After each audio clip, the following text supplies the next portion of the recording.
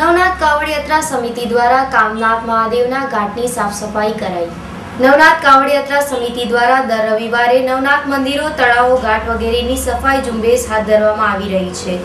આજરોજ આ સમિતિ દ્વારા કમાટીબાગની પાછળ આવેલ કામનાથ મહાદેવ ઘાટની સફાઈ કરવામાં આવી હતી। આ ઘાટ પરથી ધૂળ, માટી, જાળીઓ વગેરે દૂર કરી સફાઈ કરી હતી।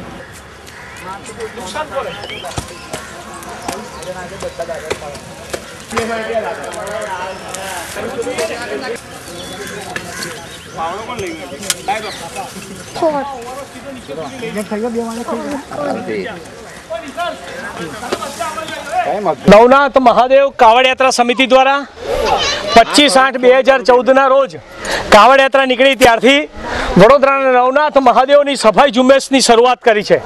એની આજુબાજુના તળાવો, નદીઓ, ઓવારાઓને સફાઈ કરી રહ્યા છે।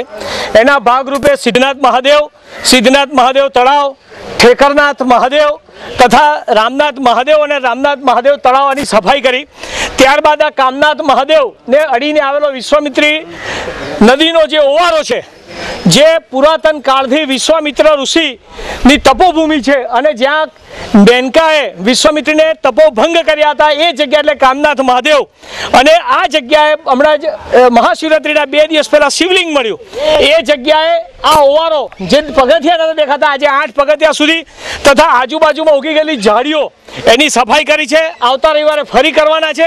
પરંતુ અમારું સ્પષ્ટપણે માનવું છે કે જ્યારે પણ જેને પણ વિશ્વામિત્રી નદીનો રિવરફ્રન્ટ બનાવો ત્યારે બનાવજો, પરંતુ અત્યારના તબક્કે જે આ ઉકરડા જેવી સ્થિતિ છે આને તાત્કાલિક સાફ કરવું પડશે। જો સાફ નહીં કરીએ તો વિશ્વામિત્રી ઋષિએ આપણને જે આપણા પર ઋણ કર્યું છે, એનો ઋણ ચૂકવવાનો વખત આવી ગયો છે। આપણા પર એમણે આશીર્વાદ આપેલા છે। વિશ્વામિત્રી નદીના કિનારે વિશ્વામિત્રી ઋષિએ વડોદરા મહાનગર વટપત્ર નગર વસાવેલું હતું, છતાં આપણે એની જો સફાઈ ના કરી શકતા હોય તો વડોદરા શહેરની જનતા માટે શરમજનક છે। આવો આપણે સાથે મળી વિશ્વામિત્રી ઋષિનું ઋણ અદા કરીએ અને વિશ્વામિત્રી નદી, એનો ઓવારા, કામનાથ મહાદેવની બાજુમાં આવેલા જે મહાદેવના મંદિરો છે, પુરાતન મંદિરો છે, એની સફાઈ કરીએ અને એ મંદિરોનો જીર્ણોદ્ધાર કરીએ।